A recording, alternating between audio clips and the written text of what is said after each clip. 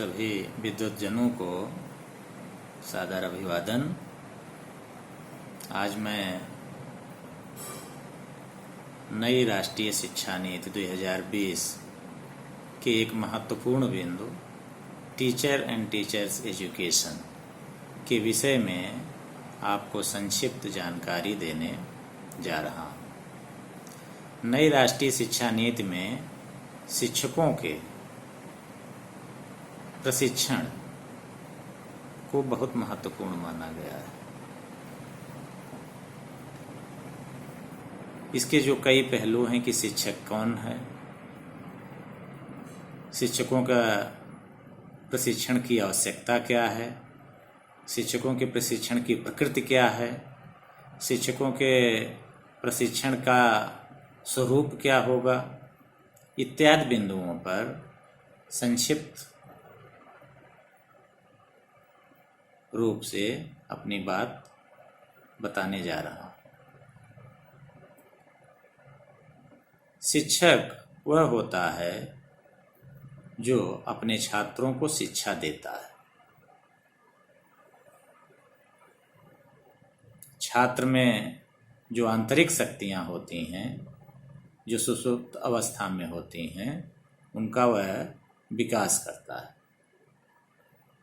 लेकिन हम सभी ये जानते हैं कि शिक्षक के पास जो ज्ञान होता है, तकनीक होती है, मेथोडोलॉजी होती है, वह उसके अध्ययन के परिणाम स्वरूप आती है, जो कई वर्ष पहले वो लिया होता है या किया होता है।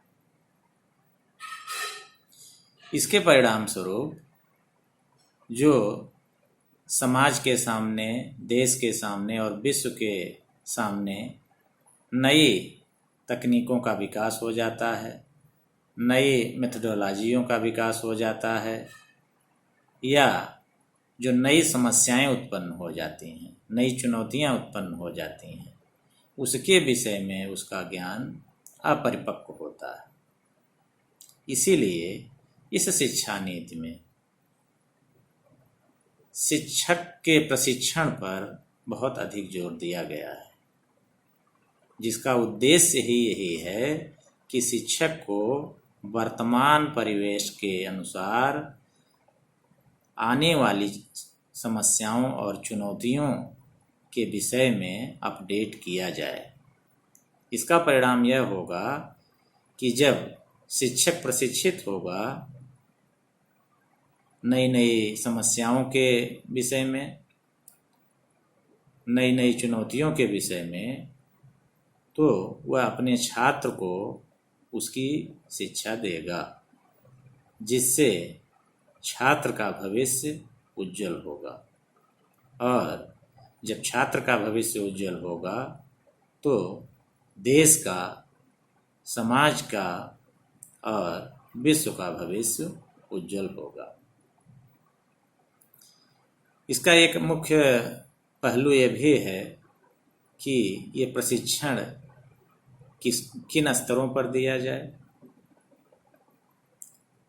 मैं अपने विचार से यह कह सकता हूँ कि जो छात्र होता है उसके जीवन की भी कई अवस्थाएं हैं। प्रारंभिक अवस्था, मध्य अवस्था और उच्च शिक्षा की अवस्था।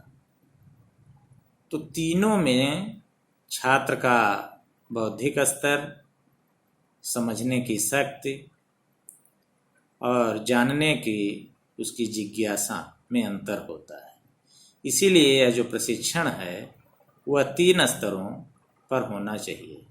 प्रारंभिक शिक्षा के स्तर पर प्रशिक्षण होना चाहिए, माध्यमिक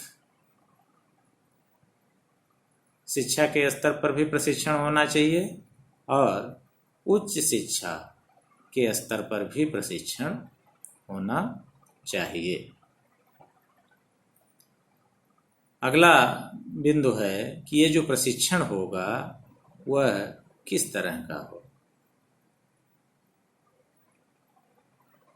ऑनलाइन प्रशिक्षण हो या कहीं पर एक जगह एकत्रित करके प्रशिक्षण दिया जाए या बुक के माध्यम से या पंपलेट के माध्यम से उसको जानकारी उपलब्ध करा के प्रशिक्षित किया जाए। तो इसमें भी तीनों ही बिंदुओं को ध्यान में रखने की आवश्यकता है। हमें तात्कालिक समस्याओं से निपटने के लिए ऑनलाइन प्रशिक्षण की आवश्यकता होती है। कोई भी समस्या आई या कोई नई अपडेट छात्रों तक हमें पहुंचाना है तो ऑनलाइन माध्यम से सभी शिक्षकों को तुरंत ही प्रशिक्षण उपलब्ध कराया जाना चाहिए, ताकि उसके विषय में वह अपने छात्रों को बता सके। उदाहरण के लिए अभी कोरोना की महामारी चल रही है, इसमें यदि सभी शिक्षकों को इसके विषय में भली प्रकार जानकारी दे दी जाए और सभी शिक्षक उसको अपने बच्चों तक पहुंचा दें तो समाज के एक बहुत बड़े हिस्से तक इसका प्रचार प्रसार हो जाएगा कि कैसे इससे बचना है। इसी तरह से इसके लिए विभिन्न संगोष्ठियों का भी आयोजन होना चाहिए। संगोष्ठी में बहुत सारे शिक्षक जो एकत्रित होते हैं वो भी अपने विचार रखते हैं और वो भी अपने ज्ञान और अनुभव को वहाँ साझा करेंगे, जो देश और समाज सबके लिए उपयोगी होगा। तीसरा है विभिन्न पत्र पत्रिकाओं या पंपलेट के माध्यम से शिक्षक को लगातार प्रशिक्षित करने की आवश्यकता होती है। तो साथियों, शिक्षक और शिक्षक प्रशिक्षण एक बहुत ही महत्वपूर्ण बिंदु है। इसके अनेक पहलू हैं जो हमने विभिन्न स्लाइड्स में प्रस्तुत किए हैं। आप उसको देखें और उससे रूबरू। Thank you.